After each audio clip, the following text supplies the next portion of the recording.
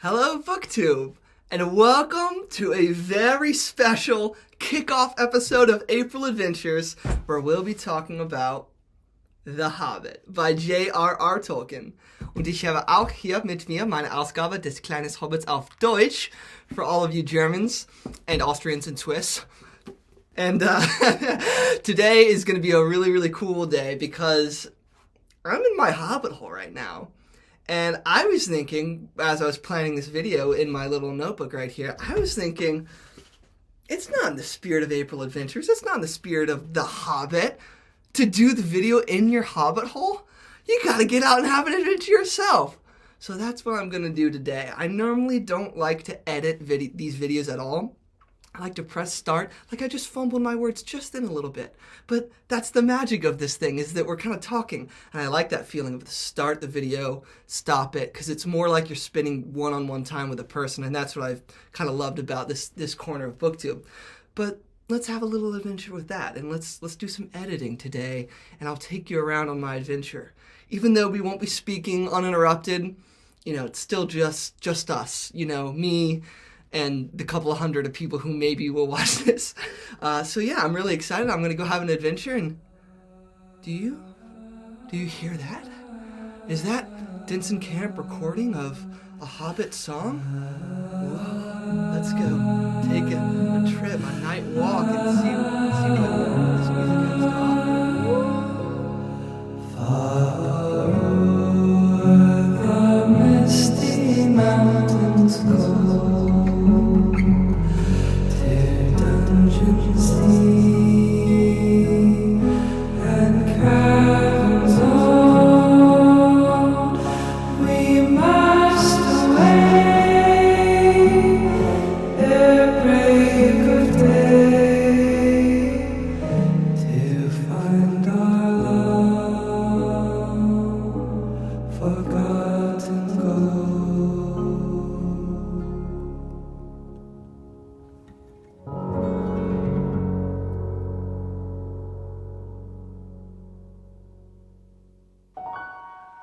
Ta-da! Welcome to April Adventures. I'm sitting in a creek bed. If that's not adventure enough, I don't know what is. And yeah, I hope you enjoyed that little monologue I just made with some video editing. This section of the video, I'm not going to edit. It's just going to be you and me chatting. Like I said, keep things simple. I'm watching bits of pollen and just roll past me in this river. If a snake comes, I'm pretty much screwed. So but that's April Adventures, baby. So yeah, today we're going to sit in this creek bed and we're going to chat about one of my genuine favorite books of all time. And not only is this one of my favorite books of all time, probably top 5, I also think this is one of the best books of all time. And I know that's not a super popular opinion, sort of because this stands next to one of the books that is often on best books of all time lists, which is The Lord of the Rings by JRR Tolkien. This is somewhat dismissively seen as the prequel to The Lord of the Rings. But The Hobbit was made totally separately from The Lord of the Rings, just as a story that Tolkien wanted to tell his kids, and it slowly got swallowed by his legendarium, as things typically do when you're an artist like of Tolkien's caliber. Everything that you make just gets thrown into your world. But this story stands alone, and I want to defend it in this little segment, in this video today, this first of our April adventures, because it is very special and it's worth it.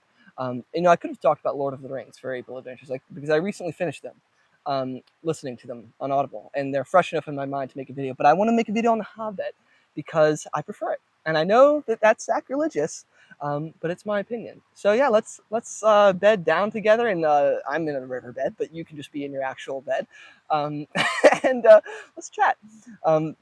I've got my notebook here. I want to be a little cautious about not dropping it in this water that's all around me. There's your corporate disclaimer of genuine risk. I guess the water maybe is risk for my books. But yeah, the first thing I want to do that I'm normally very bad at when I make these videos, oh, hello squirrel, is if you can't tell, I'm probably going to be a little distracted by the nature around me because this squirrel is leaping. But the first thing I want to do is grab this leaf and look at it. This is so cool. April Adventures. First thing I want to do is give you a summary. The summary of this work. What is The Hobbit by JRR Tolkien? Bilbo Baggins is sitting in his garden one day, blowing smoke rings, smoking his pipe, feeling very pleased with himself, when along comes a wizard, Gandalf. And Gandalf sees him and says, "Oh, good morning." And Bilbo says, "Good morning." And they have a conversation. And Gandalf eventually asks, "I'm looking for a burglar for an adventure I'm trying to put on." And Bilbo quickly responds, "An adventure? You won't find anything here. I mean, make you late for dinner." That sort of thing. And Gandalf is just kind of sitting and silently watching them and all the while thinking to himself, "This is the guy. This is the guy for the job." And Bilbo scurries back into his home, and Gandalf just kind of stands chuckling in silence, alone in the garden. And he walks up, carves a rune on the door, and leaves. And that evening, just before dinner time, Bilbo hears a knock on the door, and in comes a dwarf. And then a couple minutes later, another dwarf. And then, in a great comedic scene, a bunch of dwarfs come into his home, and Bilbo, who's too polite and astonished to even ask why, just goes along with it. And by the end of it, there's 13 dwarfs in his home, led by Thorin Oakenshield. And they are Thorin, Dwalin, Balin, Keely, Feely, Ori, Nori, Dori, Oin, Gloin, Beefer, Boffer, and Bomber. 13 dwarfs.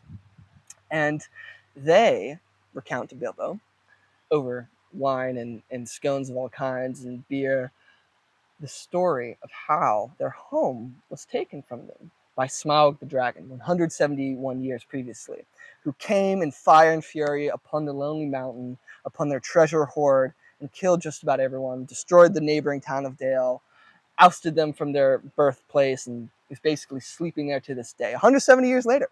And they want to go back and steal the treasure back. It's a bit vague whether they want to actually. Oh, you just see that butterfly? That was beautiful. It's a bit vague whether they actually want to kill Smaug or just burgle the treasure. But they need a burglar for the job to sneak past the dragon and take the treasure. And as soon as they tell Bilbo that he's the man, he promptly faints, and the story begins. So yeah, that's the setup to The Hobbit. And if you hear that setup, which is wonderful and it's very well done, you might think to yourself, well, that doesn't sound so special. It sounds like the beginning of a lot of adventure books. One of the reasons why that might be is because this book is, needless to say, very influential, and it probably spawned a lot of imitators who have similar sounding plots. But also, Tolkien was strong on the tradition of Celtic and Anglo-Saxon poetry and mythology and folklore that he was a professor of. I think Professor Redding at Oxford, that has similar narrative structures. And yeah, he basically gave this story a very simple outline, but within those bounds, he really does work magic throughout, in my opinion, the whole work. So yeah, I'm going to go to my notes to make sure I don't miss anything. But one thing that I do want to note before I go on about this story is that Bilbo Baggins, our hero of the story, is in his 50s when it begins. He's 50 years old, I believe. And that's a point that I want to make before I kind of go into the rest of it, just because it fits into April Adventures. Because we here on BookTube in our little corner, I know I'm not a great candidate to say this, but we are mostly composed of older people, of people who are in the reading years of life. Um, and I don't really think that this is probably a problem among the readers that we have here, just because I think that readers tend to have open minds and have experiences. But for the most part, as people get older, I've found that they start to think that they can't do certain things out of a sense of propriety, out of a sense of like, oh, those years are past. But even in my generation, I'm 24, and I've heard from the mouths of people who I went to elementary school with that they can't do certain things because I've graduated from college and it's those years are behind me, or like you can't have fun anymore, which is crazy. Like I'm sitting in a creek bed right now. We're talking about The Hobbit. You can do whatever you want. And Bilbo is in his 50s when he goes on this adventure, and I love that Tolkien does that. I love that he doesn't make him a 24-year-old or anything like that. And maybe that had something to do with the fact that Tolkien was probably around the same age when he was writing this. I don't actually know. I didn't look that up before the video. But that's one thing I want to bring up. Bilbo's in his 50s. Anyways, the next thing, and I gotta cite my notes so I don't forget anything because I tend to just go on in these videos. But why does this book work for me? Why is it one of my favorite books of all time if it's so simple? The simple answer, the answer that it's true for basically everyone in one of their favorite books, is that it just kind of works magic on me. I think that this book is as well executed in writing as The Lord of the Rings. And I think the reason it's kind of seen as a small prequel and is dismissed kind of as such is that it's a children's book. And children's books are always unfairly relegated to some sort of lower class than, I don't know, adult books or whatever you want to call those, like the Brothers Karamazov or whatever. The Wind in the Willows wouldn't really be seen as even in competition with War and Peace. But that's kind of strange. I think that all children's literature stands right now, or the greatest of children's literature stands along the greatest literature ever. I think if it can be read by children and adults alike and received with, the awe and the wonder that the books like this give, I think that's maybe even better, that it's more universal. Maybe not. Maybe it's just a matter of taste and preference. But The Hobbit really is as good as The Lord of the Rings. Stylistically, it's more playful. It's more silly. I mean, the names of the dwarves, Keely, Feely, Oin, Gloin, Nori, Dory, Ori, Beaver, Bomber, all these people. Um, that's not that serious. It's not taking itself too seriously. But one thing that's important to always remember is that just because an artist doesn't take their story or their characters too seriously, it doesn't mean they don't care. You can feel in every sentence of this that Tolkien cares. Maybe it's because it was partially composed for his children. Of course you care. But the style of this resonates with me more than The Lord of the Rings, which slowly develops from Hobbit-like style into the style of the Bible, where in passages like The Steward and the King, where Eowyn and Faramir are falling in love, Tolkien employs a biblical device of using the conjunction "and" at the start of every sentence. Like there'll be sentences like, "And they walked in the garden together, and she took his hand, and they looked out on the kingdom, and it was filled with beauty and light." That sort of thing. Like that's all throughout the Bible. I mean, if you read the Bible and you start trying to count the amount of times sentences start with the word "and," it's like, oh my God, it's like everything. It strangely gives it a lot of potence. Of course, if it's in your head at the time of reading, it starts to get semantically bleached and loses its meaning. But it's cool, and Tolkien executes it very well. And he doesn't go into that high style in The Hobbit, and so that's maybe a reason why it's kind of relegated to being, not as serious or whatever. But it is just as good, and I prefer it. And one of the reasons I prefer it is because its story is more singular and cohesive. Of course, The Lord of the Rings is telling the story of a lot of different people from different perspectives. Chiefly the hobbits, Merry, Pippin, Frodo, and Sam. And of course, it covers things that happen with Gandalf and Aragorn. And so, it trails and it wanders. And whereas the Hobbit, it's mostly just Bilbo followed through to the end. And that's a more satisfying thing for me to read. Maybe I kind of like that its scope is a little smaller. Maybe that's just my taste. Anyways, I say here in my notes, it's certainly more playful, but it's not overtly simplistic. A lot of great children's literature is not simplistic. I mentioned The Wind in the Willows earlier. If you take a look at that book and read just some sentences, the vocabulary is expansive. It's playful and fun, and it's delighting in the richness of language. And if anyone delights in the richness of language, it's Tolkien. He's a scholar of language. He created these languages and then built the worlds around them. I mean, he loves that. So the language is just as good in The Hobbit as it is in Lord of the Rings, but it's more playful. Um, yeah. Another thing that I wanted to mention about the structure of this story is that all of the chapters are beautiful gems. They're episodic, they're self-contained, and they're perfect bedside reading. It's probably no surprise that my dad read this to me growing up when I was a kid. And I actually remember him reading the names of the dwarves out to me, like when we were in a cabin somewhere in like the Appalachian Mountains or something. And I remember like taking the book and just reading it on my own because I couldn't wait to just keep going. But let me just read the chapter titles to you because I consulted them before, when I was prepping for this video before I decided to sit in a creek, and they don't spoil anything, but the chapter titles are very well chosen, and every time you reach one of them, you get this feeling in your head of an encapsulation of everything that's about to happen, or if it's a reread, you're excited. Here they are. An unexpected party. Roast mutton. A short rest. Over hill and under hill. Riddles in the dark. Oh my God, when you hear riddles in the dark, whew, and you know what's about to happen, you're like, oh my gosh, I can't wait. Out of the frying pan into the fire. Queer lodgings. Flies and spiders. Barrels out of bond. A warm welcome. On the doorstep. Inside information. Not at home. Fire and water. The gathering of the clouds. A thief in the night. The clouds burst. The return journey and the last stage. Those are really well chosen, well written, even though there are only a couple words, chapter titles. And they have they balance the sense of gravity with the sense of playfulness, which is so strange. Also, I probably just in talking sometimes a little loud and blowing out the microphone, so I apologize if that's happening. I'm trying to keep my voice down a little bit for this video, but yeah, when you read these or listen to them, because I've listened to this, I seriously do not know how many times, probably like 5 or 6 times I've listened to this, and also read it on the page like 2 or 3 times. Um, every single time you get to one of those chapters and you hear the sound of it, you're excited. So Tolkien really is masterful at capturing the language. Anyways, next point. Gotta keep things moving. Okay, one sort of final thing that I want to say. Maybe I'll close out with this point. Bilbo in this story, I'll hold the book cover out. Bilbo in this story changes in a really convincing, satisfying, and beautiful way. And the way it's done convincingly, I think, by Tolkien, is through the use of two qualities that Bilbo has inside of him. And those are, oh, there's like a truck going by, or a plane. Well, I apologize if that's in the video, but maybe it's not, because I have this beautiful lavalier mic that I actually bought for this video.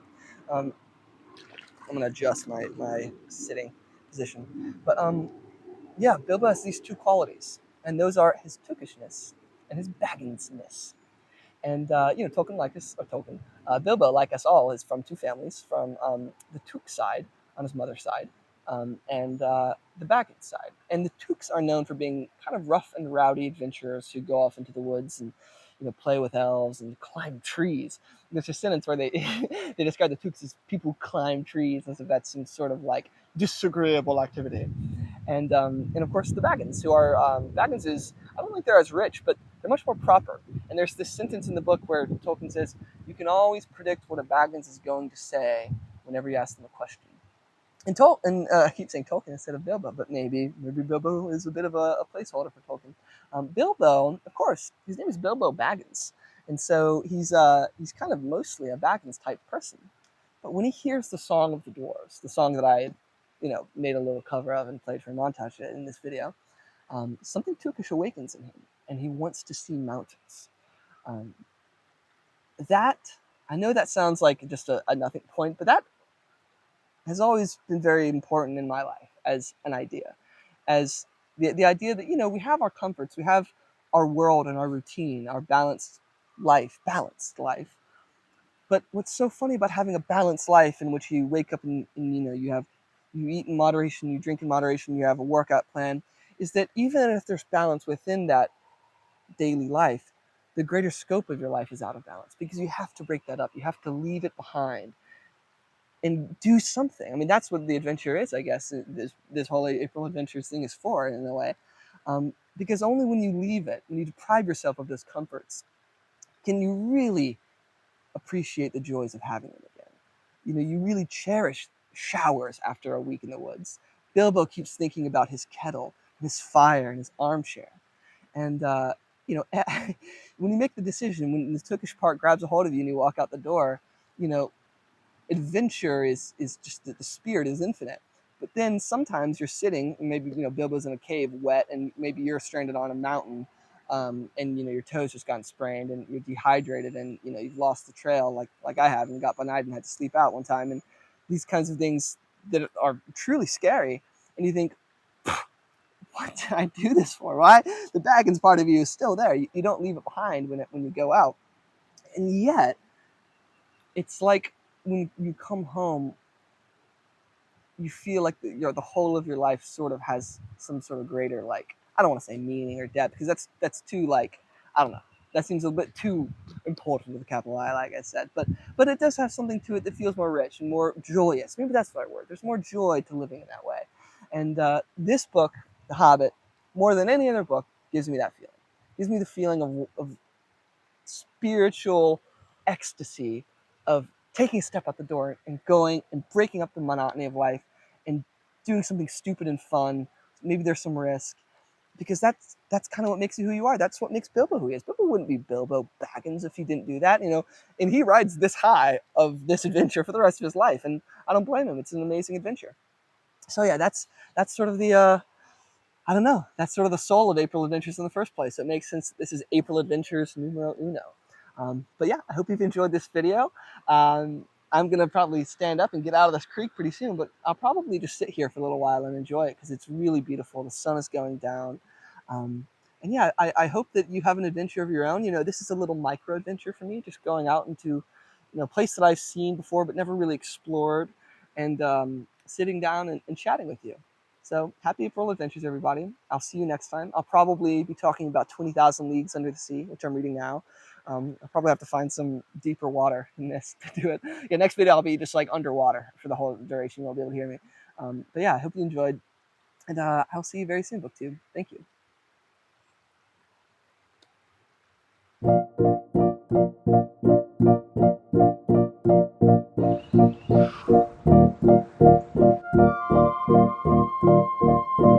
You see it in the water.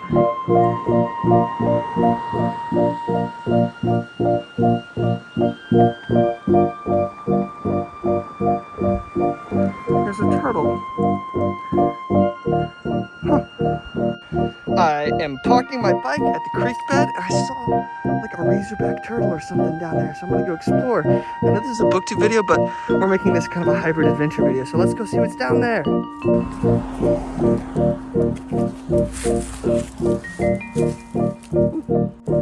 So this is the creek bed that I see whenever I bike to my grandmother's house. And I've always wanted to stop here at this bridge and park my bike and see what was here. And now, because of April Adventures, I'm doing it. So that's pretty fun. I'm gonna go see if it's still there. You couldn't see it in a video I tried to take, but you know what? Let's just see. Wow. It's so beautiful. I should come clean this at some point. Me and my friend Charles used to come clean this creek at a different point.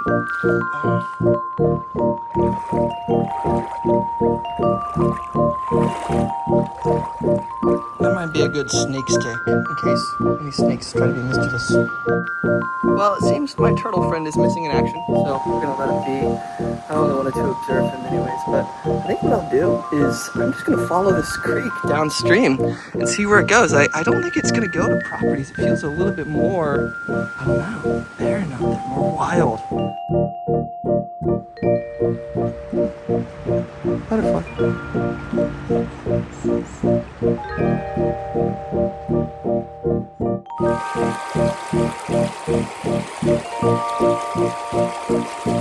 That's the bridge where I came from, and I was just sitting down in the water. Now my butt's pretty wet, so maybe that will go in the video, maybe not.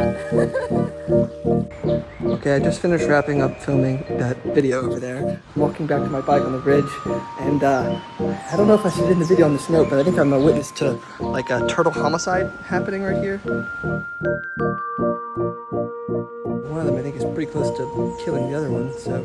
Oh, no, he's okay. Never mind. I don't know, I felt like I ended this on a pretty wholesome note about going on adventures, even in old age, and then, we see what life maybe can really be like.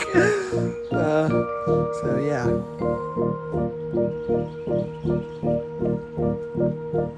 Oh, it's raining. Well, I'm about to have to bike home in the rain.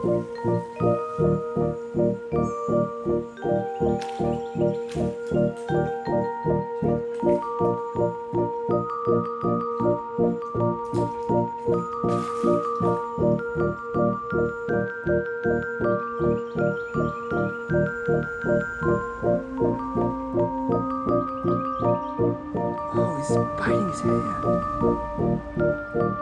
Ouch. Well, until the next episode, it's going to end with, I don't know, 2 rattlesnakes going head to head.